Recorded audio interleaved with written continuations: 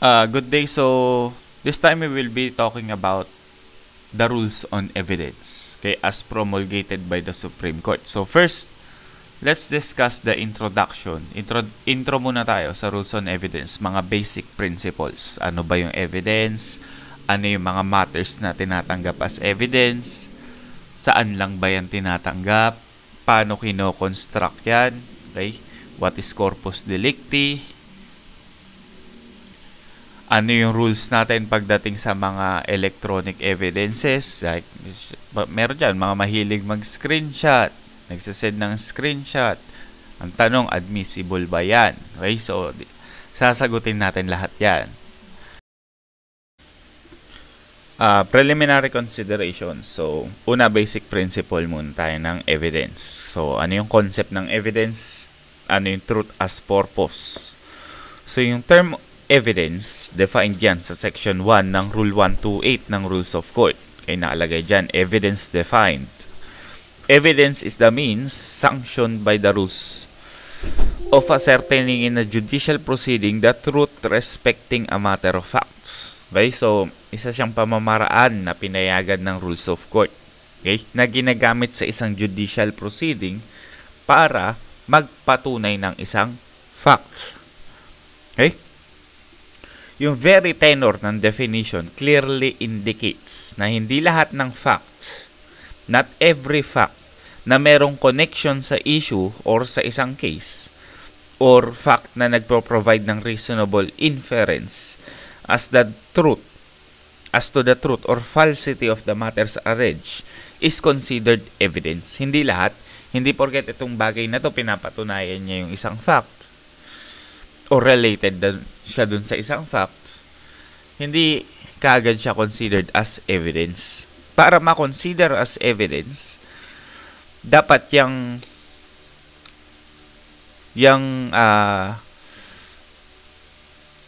pinresent is sanctioned. Okay, sanctioned. Allowed yan ng Rules of Court. Okay? Hindi siya considered as evidence if it is excluded by the law or by the rules, like hearsay. Okay? Kahit pa yung sinabi mo is related dun sa nangyari, hindi naman allowed ng Rules of Court yung hearsay. Okay? Fruit of the poisonous tree doctrine. Kahit pa nakuha mo mismo yung drugs doon sa katawan ng tao, considered ba as evidence yung drugs na yon kung violate mo yung rights against unreasonable search ng tao? Hindi. Because it is not allowed by the law or by the rules, even if it proves the existence or non-existence of a fact in issue. Thus, yung hearsay evidence, a coerced, let's say, coerced extrajudicial confession, hearsay evidence na kinuha mo in violation ng constitutional rights, kahit na it is shown that it corresponds to the truth, hindi siya nagfo-fall within the definition of Section 1 ng Rule 128. The definition provided dito sa Section 1 significantly considers evidence not as end in itself but merely as a means of ascertaining the truth of the matter of fact. Equally significant is the observation na yung evidence, as defined by the Rules of Court, is a means of ascertaining the truth. Hindi sa lahat ng klase ng proceedings, specifically sa isang judicial proceedings. Okay? Pwede ka ba mag-present na evidence sa administrative proceeding? Hindi evidence sa tawag doon. Okay? Judicial proceeding, specific nakalagay sa definition. Ang purpose ng evidence under the Rules of Court is to ascertain the truth respecting a matter of fact sa isang judicial proceeding. Okay? Evidence hindi yan required because of the presumption that the court is not aware of the veracity ng isang facts involved in a case. It is therefore incumbent sa parties na patunayan yung fact in issue through the presentation ng admissible evidence. Okay? One must prove a fact. Hence, yung mere charge or allegation of wrongdoing, hindi yan sapat. Allegations lang yan or accusation. Okay? Accusation, hindi yan synonymous with guilt. Take note. Dapat merong sufficient evidence to support yung allegations or yung accusations. So while yung purpose ng evidence is to know the truth referred sa definition, hindi yan necessarily actual truth, but one na tinatawag natin as judicial or legal truth. Okay? Ang limitations ng human judicial systems cannot always guarantee knowledge of the actual or real truth. Actual truth may not always be achieved sa isang judicial proceedings because the findings of the court would depend on the admissible evidence presented before it. Okay? Under Section 34 of Rule 132, courts as a rule, hindi nga sila authorized na mag-consider ng evidence na hindi naman inoffer. Okay? Thus, let's say merong piece of evidence na magpapakita talaga ng innocence ng accused or guilt ng accused, hindi siya mako-consider sa decision ng court if hindi mo siya inoffer as evidence. Okay? If it is evidence to the contrary that has been formally offered, it is the latter which the court is bound to consider or appreciate. Okay? Nag-present ng evidence si prosecutor na nagpapatunay ng guilt mo. Ikaw naman, pero kang ebidensya na magpapawalang bisa nung evidence si prosecutor. Pero ang ginawa mo, hindi mo siya inoffer as evidence. So, hindi siya i-consider. Ang i-consider lang yung pinresent ng prosecutor. Okay? Another example. Kahit na sabihin natin totoo na si X yung bumaril kay Y. Okay? If yung available evidence na pinresent sa court and sinasabi na si Z daw yung pumatay, kahit na alam natin si X, ang pinresent na evidence, tinuturo si Z, then yung judicial or legal truth is that si Z yung pumatay kay Y, hindi si X. Okay? So, judicial truth ang tinitignan, hindi actual truth. Next, scope and applicability ng rules on evidence. So, yung rules ng evidence sa rules of court are guided by the principle of uniformity. Okay? Take note, principle of uniformity. As a general policy, yung rule on evidence shall be the same in all courts, sa lahat ng trials, and lahat ng hearings. Okay? Yung rules on evidence being components of the rules of court, nag-a-apply lang yan sa judicial proceedings. In relation to this, in relation dito, sabi natin kanina, di ba? Judicial proceedings lang. So, in relation, yung Section 4 ng Rule 1 provides for the non-applicability ng rules of court, including necessary rules on evidence sa mga certain specified proceedings. So, sabi dito sa Section 4, sa anong cases daw hindi applicable yung rules on evidence. So, these rules shall not apply to election cases, land registration, cadastral, naturalization, and insolvency proceedings. Okay? And mga cases na hindi naman provided except by analogy or in a suppletory character and whenever practicable and convenient. Okay? So, nag-a-apply lang siya dyan sa mga in-enumerate. And other cases, except na lang if pwede natin gawing as supplement itong rules of court doon sa ibang klaseng proceedings. Okay? Technical rules on evidence such as the hearsay rule, this is not to be rigidly applied in the course ng preliminary investigation proceedings. Okay? Since yung preliminary investigation, hindi naman siya nag-a-adjudicate ng rights and obligations ng parties. Yung probable cause, pwede yung ma-establish with hearsay evidence. Okay? Sabi natin kanina, hindi tinatanggap yung hearsay evidence sa korte. Pero bakit sa preliminary investigation tinatanggap? Bakit pwedeng makapag-establish ng probable cause based on hearsay? Bakit? Kung hindi naman allowed ng rules yung hearsay.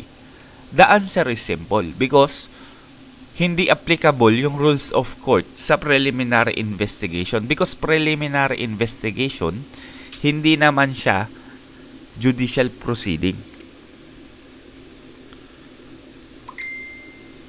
Okay? Kaya yung probable cause pwedeng ma-establish yan with hearsay sa preliminary investigation as long as merong substantial basis para i-credit yung hearsay na yun. General rule natin is that administrative agencies, hindi rin sila bound by the technical rules on evidence. It can accept documents which cannot be admitted sa isang judicial proceeding where the rules of court are strictly observed. Okay? It can choose na magbigay ng weight, bigyan ng pansin, or i-disregard yung evidence na yan depending on its trustworthiness. Hence, yung rule on evidence hindi siya strictly applied in proceedings before the administrative bodies such as mga Board of Medicine, Board of Criminology, mga proceedings dyan. Okay? Hindi nag-a-apply yung rules on evidence dyan. Like, example, disciplinary case ng isang PNP officer or policeman.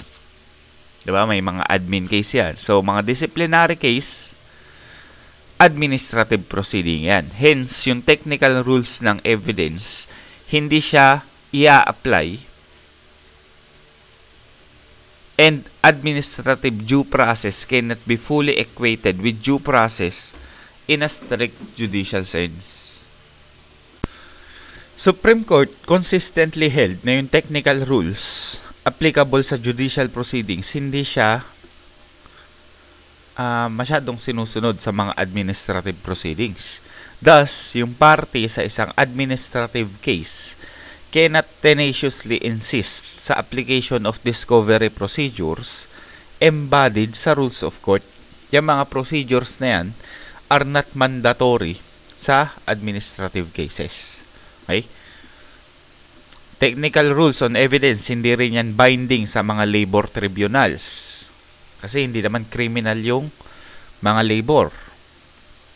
Thus, yung argument that written statements ng certain employees are hearsay because such employees were not presented for cross-examination is not persuasive. The rules on evidence are not strictly observed in proceedings before the NLRC, which are summary in nature and decisions may be made on the basis of position papers. Civil Service Commission, example, nagkakandak yan ng investigations for the purpose of ascertaining the truth without necessarily adhering sa technical rules of procedure applicable sa judicial proceedings. It was therefore sustained by the Supreme Court when it validly appreciated certain documents in resolving the formal charge against the respondent in spite of the fact that they were not duly authenticated but yung contents were not disputed by respondent and whose only objection was that they were not duly authenticated. Okay? Merong isang case, Ong Chia versus Republic. In-emphasize ng court dito na yung rule sa formal offer ng evidence hindi siya applicable sa isang case involving a petition for naturalization. Hence, yung RTC nag-render ng judgment in favor ng petitioner's application for naturalization. On appeal, ni-reverse ng CA yung decision ng RTC and dinenay niya yung application for naturalization on the basis of documents not earlier formally offered doon sa RTC. So, ni-raise siya for the first time on appeal and merely attached doon sa appellant's brief for the state. Sabi ng petitioner doon, na sabi daw sa rules of court, only evidence that has been formally offered shall be considered by the court. Brushing aside the petitioner's contention, sabi ng Supreme Court, yung rule ng formal offer of evidence, hindi siya applicable to a case involving petition for naturalization unless applied by analogy or suppletory character and whenever practicable and convenient. Then, merong isang case, Susan versus NLRC, which further illustrates yung rule on the non-applicability of the rules of court, including yung rules ng evidence sa mga non-judicial proceedings. So, sa case na to, the respondent in support of its material allegations, nag-submit siya sa NLRC several documents na hindi niya pinresent sa labor arbiter. Largely on the basis ng documents na yon for the first time on appeal. So, si NLRC nag-promulgate ang decision modifying the ruling nung labor arbiter. So, dahil hindi nagustuhan yung decision, si petitioner, dinala niya ngayon sa Court of Appeals. Nag-file siya ng certiorari. So, sa decision ng CA, inaffirm niya yung findings ng NLRC holding that it did not commit grave abuse of discretion.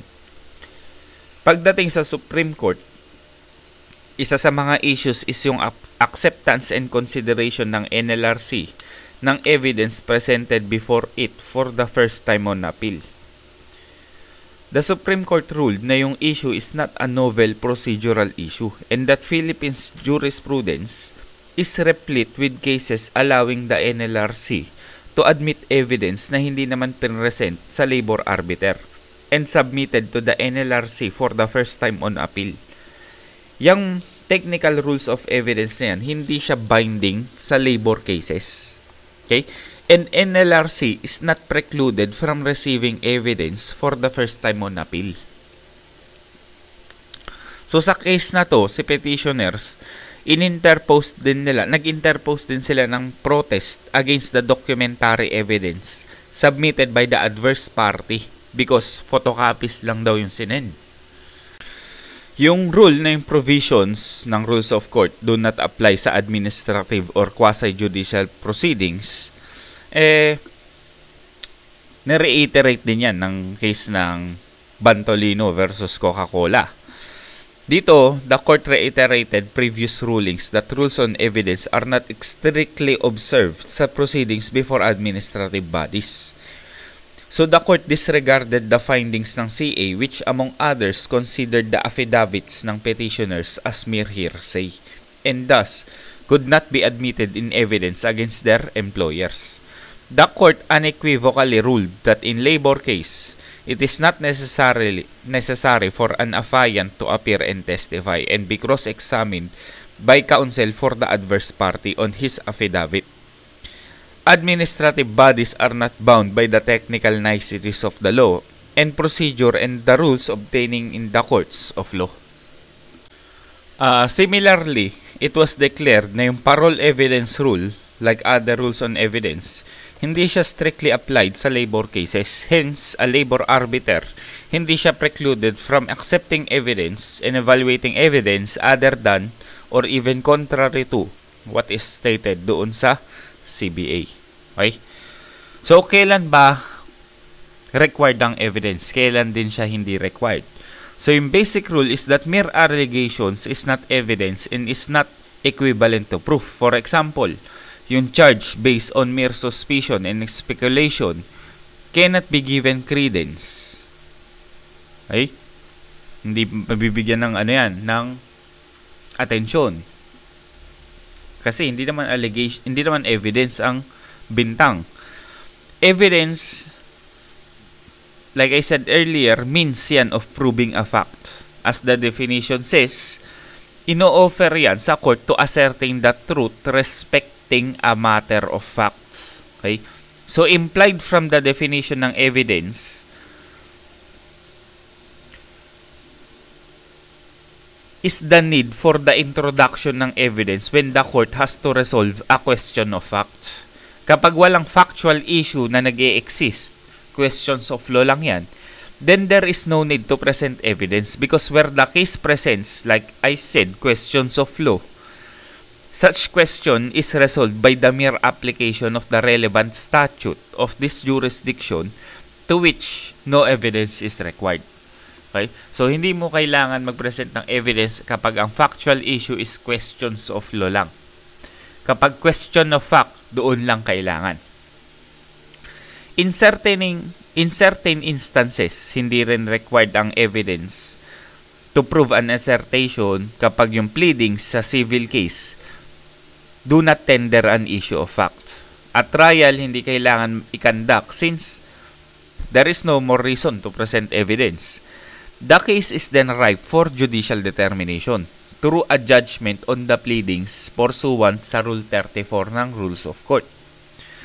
Presentation of evidence may likewise be dispensed with by agreement of the parties. Okay?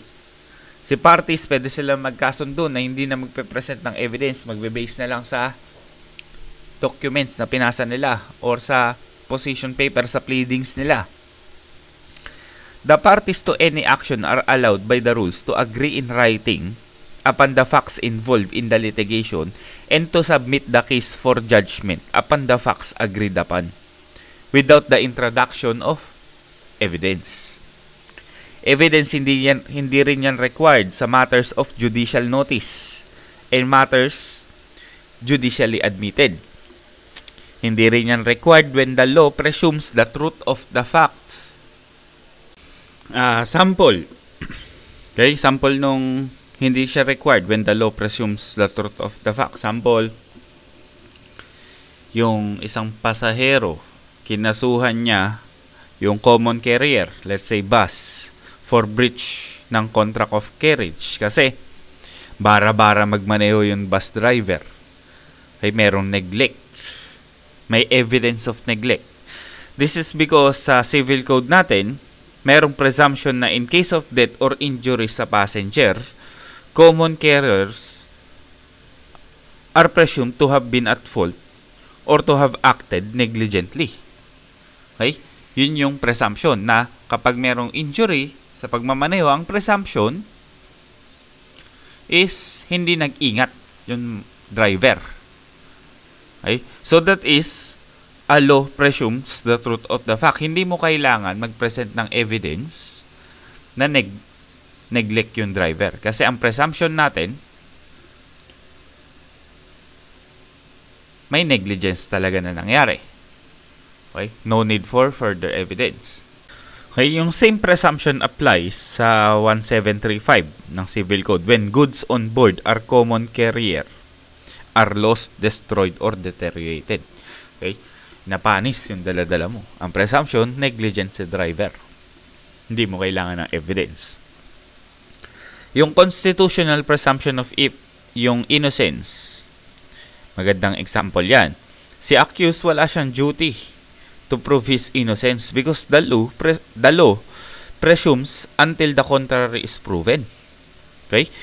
Itong basic constitutional principle na to is fleshed out by procedural rules which place upon the prosecution the burden of proving that an accused is guilty of an offense charged by proof beyond reasonable doubt.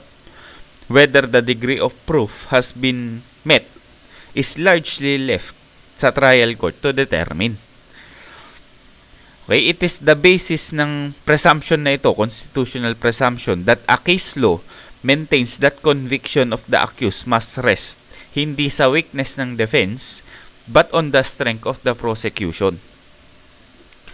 Evidence is likewise dispensed with when a rule presumes the truth of the fact. Hindi rin kailangan ng evidence. Under Rule 131, Rules of Court, merong dalawang presumption. Conclusive presumption and disputable presumption.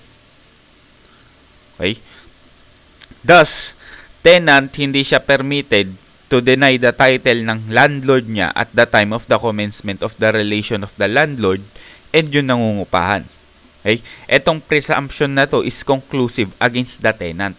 On the other hand, disputably presumed naman na official duty has been regularly performed.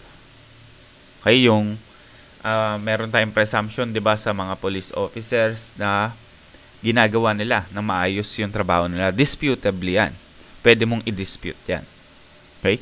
Evidence, hindi rin yan required when a fact is judicially admitted by the adverse party. Inamin yan sa korte. Kailangan mo pa ba ng ebidensya? Hindi na. An admission made by party in the course of the proceeding in the same case does not require proof.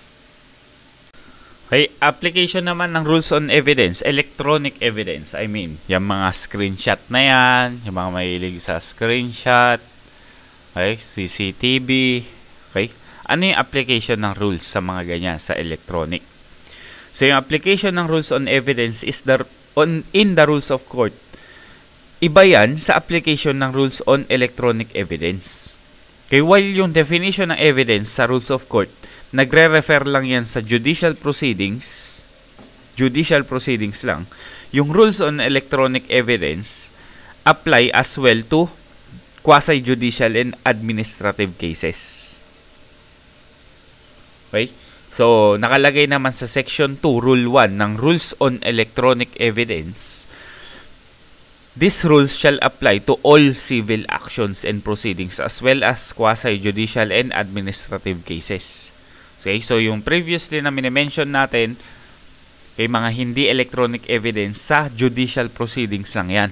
But when it comes to electronic, nag-a-apply yan sa civil actions, civil proceedings, and quasi-judicial and administrative cases. Take note of the enumeration. Okay? Civil action, proceeding, quasi-judicial and administrative cases. Walang criminal. So, hindi ina-apply yung electronic evidence sa mga criminal cases. Hindi mo pwedeng patunayan yung adultery, concubinage dahil lang sa screenshot nung asawa mo, in-screenshot mo yung messenger nila, yun yung pinreset mo sa korte. Hindi tatanggapin yan. Because malinaw rito, walang nakalagay dyan na criminal proceeding. Okay? CCTV, wala. CCTV is for mere identification lamang. Hindi yan tinatanggap sa criminal actions. Okay? It was previously held that the provisions of the rules on electronic evidence do not apply to criminal actions. Nag-a-apply lang yan sa civil actions, quasi-judicial proceedings, and administrative proceedings. Take note, however, sa case ng People Enojas, which applied yung rules ng electronic evidence to criminal cases. Okay? Dito, RTC admitted text messages. Inadmit ng RTC yung mga texts against the accused in conformity with the court's earlier resolution, expanding the coverage ng rules to criminal cases as well. Okay, no reference to this resolution amending the coverage of the rules on electronic evidence was mentioned doon sa earlier case ng Ang versus Court of Appeals. So dito, sa People Enojas, ginamit na kasi merong resolution, may bagong resolution yung court na ine-expand niya yung rules ng electronic evidence sa criminal cases. Okay, so pwede na. Ephemeral communications are now admissible as evidence, pero certain conditions. Okay, mga electronic communication, nagre-refer yan sa mga telephone conversation, text messages, chats, okay, streaming audio, streaming video, and other forms of communication, the evidence of which is not recorded or retained. Okay? So, admissible na siya with conditions nga lang. Okay, so, merong distinctions between evidence sa civil case and evidence sa criminal cases. So, Section 2 ng Rule 128 declares that rules on evidence shall be the same in all trials and hearings except as otherwise provided by law or these rules. To declare such is not to say, however, that there are absolutely no distinctions between a civil and criminal proceedings. Indeed, merong evidentiary differences yan. Okay? So, sa civil cases, yung party having the burden of proof must prove his claim by a preponderance of evidence. Okay? Yung nag-aakusa sa civil case, patunayan niya. Ano yung quantum of evidence na kailangan? Preponderance of evidence lang. Okay? But sa criminal cases, yung guilt ng accused, dapat patunayan yan beyond reasonable doubt. Sa civil cases, yung offer of compromise is not an admission of any liability. Okay? Hindi yan admissible in evidence against the offeror. Kung kunyari pinagbibintangan ka o sabi mo magko-compromise na lang kayo, considered ba yun as admission of guilt mo? Hindi. Okay? Hindi ka nag-a-admit na meron kang liability.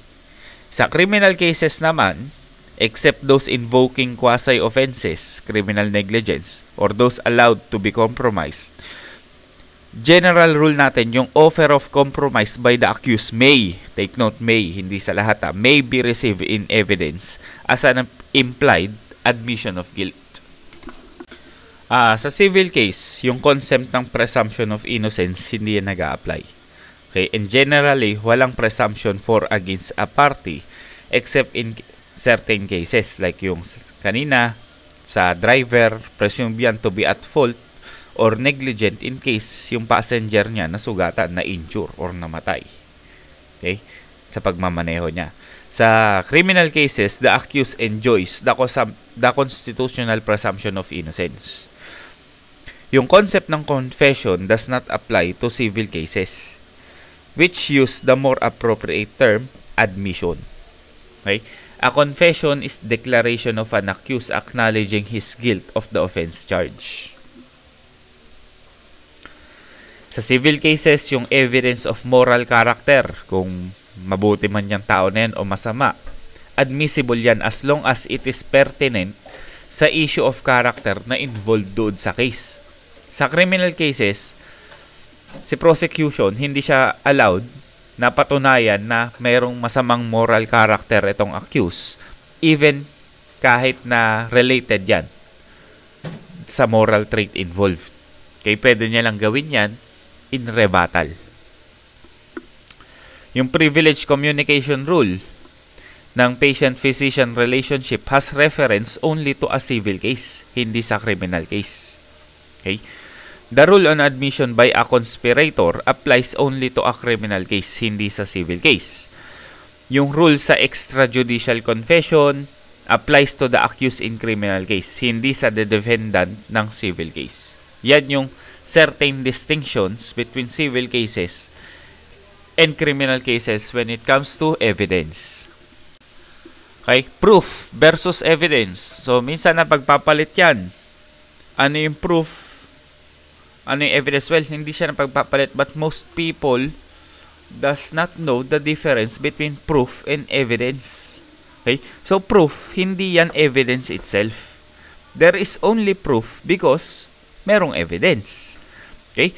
Proof is merely the probative effect ng evidence. Ito yung epekto ng evidence. Pag nag-present ka ng evidence, mapapatunayan yung isang fact or madidisprove yung isang fact. Okay? Effect yan ng evidence and is the conviction or persuasion of the mind resulting from the consideration ng evidence. Proof, iyan yung effect or result ng evidence, while yung evidence naman is the medium of proof. Next, factum probandum and factum probans. Okay? So, ang evidence, nagsisignify yan ng relationship between two facts. Okay? Una, yung fact or yung proposition to be established, which we call factum probandum. And yung facts or material evidencing the fact or proposition to be established, what we call factum probans. Stated in another way, explain natin. Pag sinabi nating factum probandum, ito yung facts na dapat patunayan. Okay? It is the fact which is in issue in a case and to which the evidence is directed. On the other hand, pag sinabi nating factum probans, ito yung probative or evidentiary fact tending to prove the fact in issue. Okay? Let's say, si A, kiniklaim niya na na-injure siya dahil sa negligence ni B. Tapos si B, dinenay niya. Sabi niya, hindi ako neglect. Walang negligence sa part ko. Okay? Yung negligence of negligence of B na nag-cause ng injury kay constitutes factum probandum. Okay? Ito yung fact na dapat patunayan. Okay? Kung negligent pa talaga si B. Yung evidence na inoffer ni A, whether object man yan, testimonial, documentary, yung evidence na inoffer ni A na nagpo-prove ng liability ni B, yung totality of the evidence to prove the liability refers to factum probans. Okay? So, factum probandum in certain case, pwedeng maapektuhan yan by judicial admissions ng isang party. For instance, si defendant sa kaso based on culpa Aquiliana theory, umamin siya na meron negligence sa part niya. Hence, hindi na kailangan patunayan yung negligence na yun. Hence, negligence ceases to be the factum probandum sa isang case. Okay? If yung factum probandum signifies the fact or proposition to be established, then matters of judicial notice, conclusive presumptions, and judicial admissions, hindi siya pwede ma-qualify as facts, as parts of the factum probandum of a particular case because yung matters na yan, hindi na kailangan patunayan or i-establish. Okay? So, factum probandum, ito yung kailangang patunayan. Mga facts na dapat patunayan. In practical terms, factum probandum sa civil case, nagre-refer yan sa elements ng cause of action alleged in the complaint to be proven by the plaintiff where such elements are denied specifically by the defendant. If si defendant wala siyang specific denials, deemed admitted na yan, diba? Hence, walang factum probandum kasi walang dapat patunayan. Okay? For instance, utang. Okay? Yung prof na may utang, 80K. So, nag-file ngayon ng collection of sum of money. So, kung walang admission by the defendant, walang admission itong prof na nangutang, yung factum probandum ng plaintiff would be una, yung existence ng debt. Kailangan patunayan na may utang talaga. Okay? Kailangan patunayan na matured na yung utang. Okay? Due na, demandable na. Lumampas na dun sa pinangakong oras, araw. Kailangan patunayan yan. Kailangan mo rin patunayan na meron ng demand na ginamit. Demand na magbayad. Okay? And pang-apat, failure to pay, kahit na may demand, kailangan din patunayan. So, yan yung mga factum probandum. If the fact of non-payment, let's say yung pang-apat lang, is the only matter disputed in the answer, then it is only the issue of payment or non-payment which constitutes the factum probandum sa isang case. Other allegations haven't been admitted. Okay? It must be clarified at this juncture na yung pagfa-file lang ng complaint does not ipso facto gives rise to a factum probandum. Okay? Kapag nag-file na si defendant ng answer niya and wala siyang specific denial na ginawa, no factum probandum arises because of the admissions. Deemed admitted na kasi walang denial. Where, let's say, si defendant, dininay niya. Uy, nagbayad na ako. So, dininay niya yung allegation mo na hindi siya nagbayad. Then, yung material denied becomes factum probandum. Kailangan mong establish na hindi talaga siya nagbayad. Kasi dininay niya. Pero kung wala naman siya sinabing ganun, assuming na admitted na yun, hindi mo kailangan patunayan. Deemed admitted na siya. Same rule applies yan sa criminal case. Yung filing ng information does not automatically gives rise to a factum probandum. Nag-a-arise lang yan when the accused enters a plea of not guilty. Okay? Sa criminal case, when the accused pleads not guilty, yung factum probandum refers to the matter that the prosecution must prove beyond reasonable doubt in order to justify a conviction.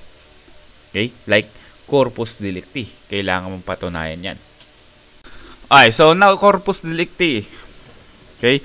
So when the accused nag-enter siya ng plea of not guilty, sabi niya, hindi po ako not guilty po during arraignment. The state, kailangan niyang patunayan yung corpus delicti ng offense, yung body of the crime. Okay? So, jurisprudence, sabi, corpus delicti, body of the body or substance ng crime. Kailangan patunayan na may crime na nakomit at itong tao na to yung nag-commit. Kapag not guilty. Yun yung factum probandum nyo. Okay? In its primary sense, it refers to the fact that a crime was committed as applied to a particular offense. Kailangan patunayan mo yung mga elements ng offense. Okay? Kaya pinapamemorize sa inyo ng book 2 yung mga elements kasi yun yung kailangan patunayan. The term means yung actual commission by someone of the particular crime charge. Corpus delicti is the compound fact made up of two elements, namely existence of a certain act na nag-result forming the basis ng criminal charge and yung existence ng criminal agency as the cause of the act or result. Okay? This means na bago makonvict ang isang tao, kailangan patunayan muna na merong crime na nangyari. Like sa homicide. Bago mo patunayan na itong tao, liable siya for homicide, kailangan mapatunayan na may namatay talaga. Okay? And yung accused yung pumatay. Okay? Before yung isang tao makonvict siya ng, let's say, arson ng isang dwelling, let's say. So, bago siya makonvict, kailangan patunayan muna na, una, merong dwelling na nasunog. And that, si accused yung nagsunog. Okay? Yung body of the crime, hindi yan literal na actual object or fruit of the crime. Okay? It is the fact that a crime has been committed by a particular perpetrator. Sa murder or homicide, example, yung corpus delicti, hindi mo kailangan ipakita yung patay na katawan. Okay? As long as mapatunayan mo na may namatay and yung accused yung pumatay. In its legal sense, it does not refer to the ransom money in the crime of kidnapping for ransom or body of the person nung namatay or yung stolen items sa theft. Okay? Since corpus delicti is the fact of the commission of the crime, the court has ruled that kahit merong single witness, uncorroborated man yan, na testimony, if creditor yan, credible, pwedeng maging sapat yan to prove corpus delicti and warrant a conviction of the offense charge. Okay? Corpus delicti may even be established by circumstantial evidence. Sa isang early case, one point raised by the defense was the existence ng corpus delicti.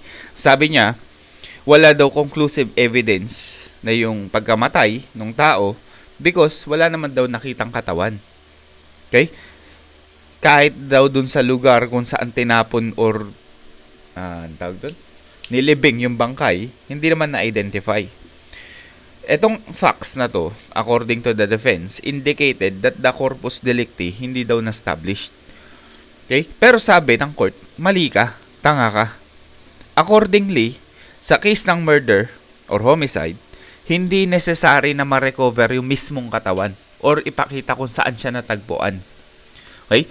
There are cases like namatay sa dagat, explained by the court, where yung finding or recovery impossible. It is enough na mapatunayan mo na merong namatay and yung criminal agency causing it. There are even cases na yung pagkamatay and intervention of the criminal agency that caused it may be presumed or established by circumstantial evidence. Okay, the rule is now established by the weight of authority is that the element of death sa corpus delicti pwedeng ma-establish yan, again, by circumstantial evidence. Hence, sa case na sinunog yung katawan, 'di ba? Chinap-chap, tinapon sa ilog, tinapon sa dagat. Okay, where yung katawan, if found man, that may be proven circumstantially. To establish corpus delicti by circumstantial evidence, facts are admissible to show the impossibility of rescue. Like sa dagat. Okay? Kailangan di ipakita yung existence or extent ng wounds. Okay? Doon sa picture nakita na nga na wala ng puso, pinugutan na ng ulo yung tao. Okay? Masasabi mo ba na dapat? Hindi, dapat pakita muna yung katawan, dalhin muna yung katawan. Hindi, pugot na nga yung ulo eh. Patay na talaga yun. Okay? This is condition ng health to show that the wound was sufficient to cause death. or yung party was reported dead. Okay? Death is sufficiently shown by testimony of a witness na saw the flash and heard the report that the deceased fell to the ground. Nung nabaril siya, bumagsak. Okay? Sapat na yun para patunayan na patay na yung accused. And that the accused did the shooting. Sa case ng People versus Ansang, the accused, while riding on a vinta, ignited homemade bombs and threw them at the victims in another boat. While the parts of the boat were later found, the passengers were never seen again, holding that corpus delicti was shown by the facts and that the victims died. The court convicted the accused of multiple murder.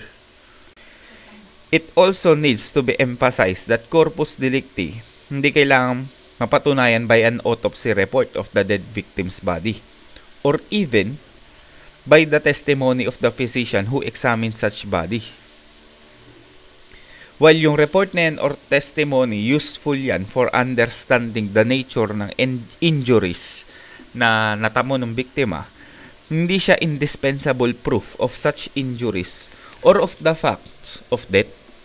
Even yung presentation ng murder weapons, hindi yan indispensable since physical existence ng weapons na yan is not an element doon sa crime ng murder. Sa theft, corpus delicti merong 2 elements. Una, nawala yung property and that it was lost by felonious taking. Okay? So, to be caught in possession of the stolen property is not an element of corpus delicti in theft. So, kapag nakuha yan sa'yo, pwede kang makasuhan ng theft. Okay? Kahit pa sabihin mo hindi ikaw yung kumuha. Kasi ang papatunayan lang, property was lost and it was lost by felonious taking. Na-hold up yung may-ari ng cellphone niya. Binenta sa'yo yung cellphone. Sa'yo nakita yung cellphone. Makakasuhan ka ng theft. The corpus delicti sa crime ng illegal possession of firearms is the accused's lack of license or permit to possess or carry the firearm. Yung possession itself, hindi yan prohibited by law. Ang pinagbabawalan, yung pag-possess mo nang wala ka namang lisensya. To establish corpus delicti sa case na yan, si prosecution has the burden of proving na nag-e-exist yung firearm and yung owner wala siyang corresponding license or permit para dalhin yung firearm na yun. Okay? Even if yung firearm or explosive, pinresent mo yan sa court, pero hindi mo napatunayan yung absence ng permit to own or possess firearm is fatal to its cause. The essence ng crime penalized is primarily the lack of license or permit to carry or possess the firearm, ammunition, or explosive since possession itself is not prohibited by law. Pwede, basta may lisensya. The contention na yung corpus delicti was not established for the reason that the firearm was not used, was not presented as evidence, hindi yan persuasive. Yung existence ng firearm can be established by testimony kahit walang presentation. Okay? Sa prosecution for illegal sale of prohibited or dangerous drugs, ang dinedetermine dito if merong sale of dangerous drugs is the proof of the concurrence ng lahat ng elements of the offense. Ano ba yung elements sa drugs para maging proper yung conviction? Una, identity ng buyer and seller, object and consideration, and yung delivery ng drugs na nabenta and yung bayad. Yun lang yung kailangang patunayan. Okay? Take note, yung failure to record the marked money sa police blotter does not affect the integrity of the evidence sa drug cases. Neither law nor jurisprudence require that buy-bust money be entered in the police blotter. The recording is not essential since it is not an element in the illegal sale of dangerous drugs. When the accused naman pinagbintangan siya illegal possession ng dangerous drugs. So ano dapat i-establish? Una, the accused was in possession ng isang object identified as prohibited drug. Yun yung una. Pangalawa, yung possession niya was not authorized by law. And pangatlo, the accused freely and consciously possessed the said drug. Yun yung 3 elements ng illegal possession. Ayun yung kailangang patunayan. So aside from proving the elements ng illegal sale or possession, yung drugs confiscated must be presented as evidence in court. Bakit? Kasi yung drug itself constitute the very corpus delicti of the offense. Consequently, the state does not comply with the indispensable requirement of proving the corpus delicti if yung subject drugs are missing or when there are doubts about the authenticity of the evidence presented in the court. Okay, it has been repeatedly ruled na sa every prosecution of drug-related cases, the presentation ng drug itself constitutes the corpus delicti of the offense, and yung existence niya, indispensable yan to a judgment of conviction. It behooves upon the prosecution to establish beyond reasonable doubt the identity of the narcotic substance. Okay, towards this end, yung obligation ng prosecution is to ensure the illegal drugs offered in court are the very same items seized from the accused. This would entail the presentation ng evidence on how the seized drugs were handled and preserved from the moment they were confiscated from the accused until their presentation in court. Okay, yung non-compliance sa requirement na to creates doubt regarding the origins of the dangerous drugs. Okay, towards this end, yung obligation ng prosecution is i-ensure na yung illegal drugs offered sa court are the very same items na sinis from the accused. Okay, kailangan patunayan yun na itong present ko sa korte, ito talaga yung nakuha sa accused. Okay, this would entail the presentation of the evidence on how the seized drugs were handled and preserved from the moment na na-confiscate sila from the accused until their presentation in court. That is what we call the chain of custody. So yung non-compliance sa chain of custody na to creates doubt regarding the origin ng dangerous drugs. Okay? Sa drug cases din, corpus delicti established yan by proof na yung identity and integrity ng prohibited or regulated drug na na-confiscate from the accused has to be preserved. In short, kailangang patunayan by unwavering exactitude na yung dangerous drug presented sa court as evidence, same yan dun sa nakuha mo sa accused. Since dangerous drug itself is the very corpus delicti ng violation of the law prohibiting the illegal sale or possession of dangerous drug, the state does not comply with the indispensable requirement of proving corpus delicti when the drug is missing or when substantial gaps occur in the chain of custody nung nakuhang drugs. Sa kidnapping, yung corpus delicti, kidnapping for ransom, is the fact na yung individual has been in any manner deprived of his liberty for the purpose of extorting ransom doon sa victim or any other person. Yun lang yung kailangan patunayan. Next, liberal construction on the rules of evidence. So when construction, so kapag hindi malinaw yung sinasabi ng rules on construction natin, di ba? When the law is clear, hindi na kailangan na interpretation, i-apply na lang. Okay? But when there is ambiguity, paano yung construction niya? Okay? Paano siya i-interpret? So, ang rules on evidence is liberally construed. Okay? Like all other provisions ng rules of court, it must be liberally construed. Okay? Rules of procedure, mere tools yan intended to facilitate rather than frustrate the attainment of justice. Kapag in-apply natin in a strict and rigid sense yung rules, mawawala ng saysay. Kasi nga, intended yan to facilitate. Okay? Yung strict and rigid application of the rules must always be skewed if it would subvert their primary objective of enhancing substantial justice. Okay? Although strict compliance with the rule of procedure is desired, liberal interpretation is warranted in cases where a strict compliance of the rules will not serve the ends of justice.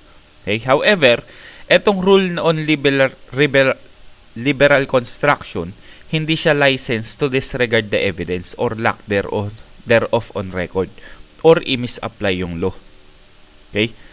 Pati yung rules on electronic evidence shall likewise be construed liberally. Okay? Next, absence ng vested right in the rules of evidence. So, walang vested right sa rules on evidence because said rules are subject to change by the Supreme Court pursuant sa powers to promulgate rules concerning pleading, practice, and procedure. Okay? Yung change in the rules on evidence is, however, subject yan sa constitutional limitation on the enactment ng ex post facto law. Okay? Sa Bill of Rights. Ex post facto law includes that which alters the rules on evidence and receives less or different testimony than that required at the time of the commission of the offense in order to convict the accused. Okay? Last, waiver sa rules ng evidence. So, yung rules on evidence, pwedeng ma-waive yan. Okay?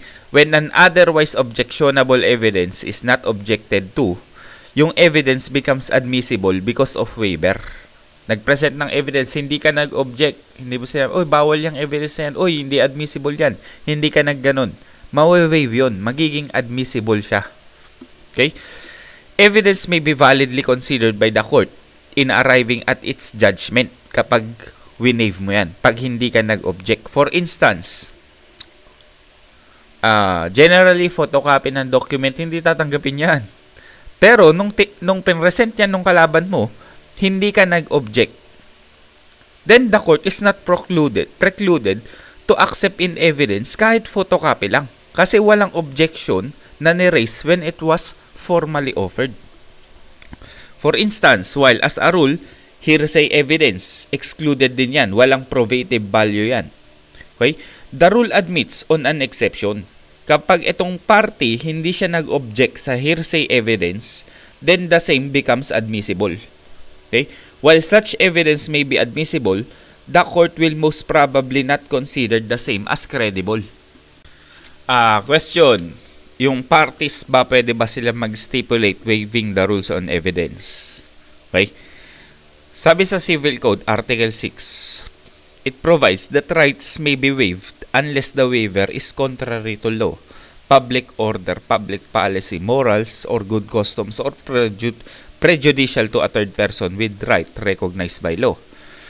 So as long as walang batas or principles of morality, good customs, public policy ang maapektuhan or walang rights na ma-violate, pwedeng i-waive yan ng parties yung rules on evidence.